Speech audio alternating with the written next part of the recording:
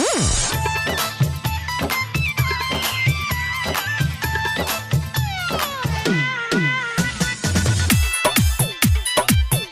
सुन रहे रामू सिंह के आवाज में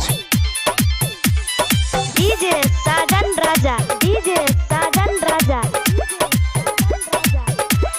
हाँ सुना मोरा देश के जवानवा आज बाया जहादी के दिनवा फहरावा झंडा जमिल के झंडा के नील गगनवा हवे देश के शान देखी दुश्मन न लेवे पंगा।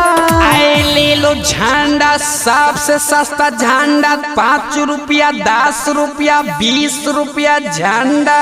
ले लो तिरंगा, ले लो तिरंगा,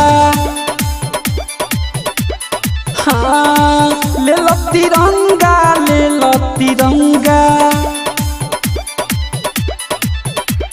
दूध माने दा तो तीर दें दे, ततमील माने दा तो तिल दें दे।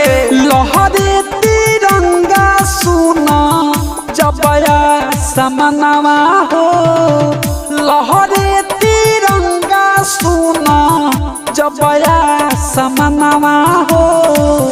थर थर कांपेला पापी पाकिस्तानवा हो, थर थर कांपेला।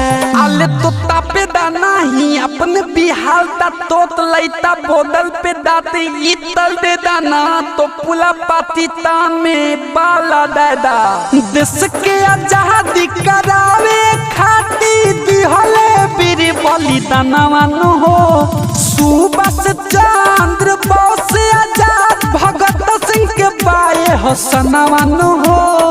स्टूल में डाल दे धांधा फलान दे और बुनियाद तले भी थूक थान दे। सिनप गोली बीड़ी खइले हो, हंसी के फांसी चढ़ी गइले हो। सिनप गोली बीड़ी खइले हो, हंसी के फांसी चढ़ी गइले हो। देश के को बोझू के नदी है भैया, मिठू मुरारी अरुण भैया बबलू बवाली रामू भैया फोरजी किशोर रवि रंजन भैया। संगीत रिकॉर्डिंग स्टूडियो